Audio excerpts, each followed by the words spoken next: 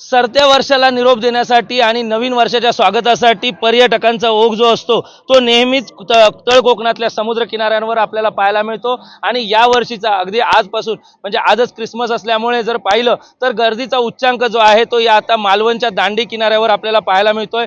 दांडीच्या समुद्र किनाऱ्यावर आपण आता आहोत आणि या ठिकाणी जर पाहिलं तर या ठिकाणी वॉटर स्पोर्ट्सची सुरुवात झालेली आहे। वॉटर स्पोर्ट्स जे आहेत ते सुरू झालेले आहेत आणि अगदी दुपारच्या कडक उन्हामध्ये हे वॉटर स्पोर्ट्स आता सुरू आहेत। अगदी दूर केरळ असेल, पश्चिम महाराष्ट्र असेल, त्याचप्रमाणे गोवा असतील, येथून हे पर्यटक जे आहेत ते सध्या सिंधुदुर्ग जिल्ह्यातील या ठिकाणी मालवणमध्ये दाखल झालेले पाहायला मिळतात।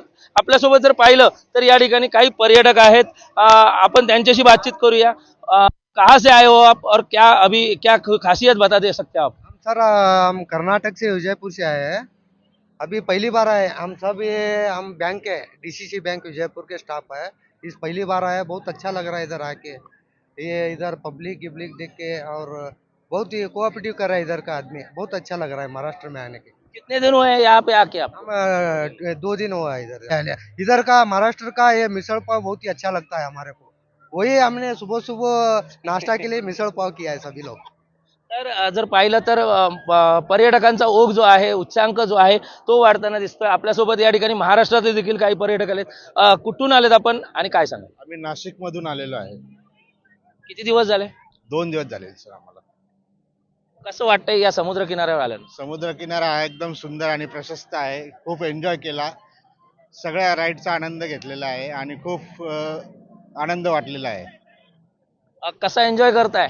खूपच छान, मला खूप आवडलं। मी पण सगळे एक्सपिरियन्स पहिल्यांदाच घेते, पण मला खूप आवडलं आणि खूप छान किनारा आहे, खूप छान समुद्र आहे। तर अगदी आबालवृद्धांपासून अगदी छोट्या बालकांपर्यंत या ठिकाणी पर्यटक जे आहेत ते या ठिकाणी सिंधुदुर्ग जिल्ह्यात दाखल झालेले आहेत। कुठून आलात आणि कशा पद्धतीचा आनंद लुटताय?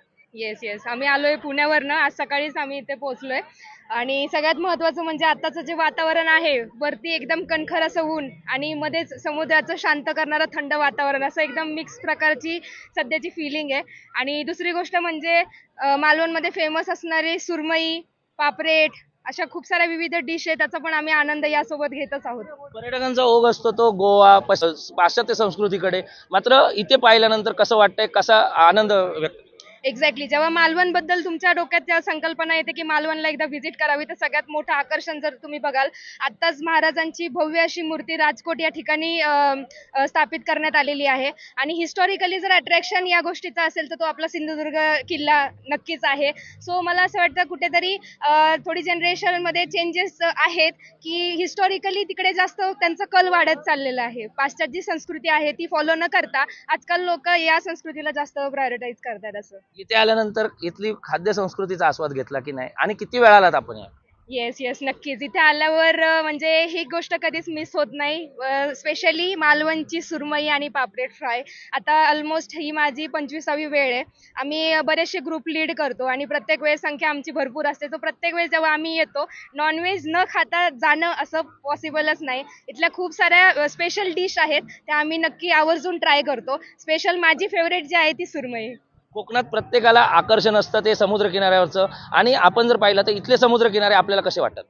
येस, इथले समुद्र किनाऱ्यांचं स्पेशली गावकऱ्यांकडनं जे मॅनेजमेंट आहे, क्लीनलीनेस आहे, कचरा वगैरे तुम्ही जर कुठल्या बीचेसवरती बघितला तर तो तुम्हाला तेवढ्या प्रमाणात आढळणार नाही, जर तेच तुम्ही दुसऱ्या कुठल्या समुद्र किनारपट्टींशी जर तुम्ही कम्पेअर केलं। त्याचप्रकारे लोक जे पण इथे पर्यटक येतात ते पण या गोष्टींचं भान ठेवतात की कचराही कुठे होणार नाही आणि निसर्गालाही कुठे हानी पोहोचणार नाही। निश्चितच स्वच्छ आणि सुंदर समुद्र किनारे म्हणून कोकणची ओळख आहे। कुठून आलात आपण आणि कशा पद्धतीचा एन्जॉय? मी विदर्भातून आली आहे, भंडारा जिल्हा, आणि मला हा तारकर्ली बीच खूप आवडतो। जेव्हाही वेकेशन असला आम्ही सपरिवार म्हणजे माझ्या भावंडांचं कुटुंब आहे, आम्ही सगळे एकत्रित आलो आहोत 10-12 जण, आणि पारंपरिक फूड मिळतो, अतिशय उत्तम दर्जाचा आणि शांत बीच आहे।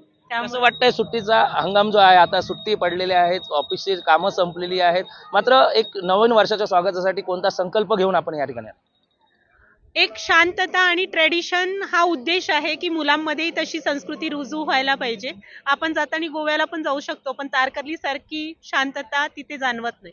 तर निश्चितच मालवण आणि कोकणातले समुद्र किनारे हे प्रत्येकाला भुरळ घालतात आणि म्हणूनच पर्यटकांना एक आकर्षण असतं ते कोकणातील समुद्र किनाऱ्यांचं आणि म्हणूनच म्हटलं जातं या ठिकाणी कोकण आपलंच असा आणि हे आनंद लुटण्यासाठी प्रत्येक पर्यटक या ठिकाणी आपल्याला आलेला पाहायला मिळतोय. व्हिडिओ जर्नलिस्ट चित्रात परबसह विशाल रेवडेकर, LS मराठी न्यूज, सिंधुदुर्ग.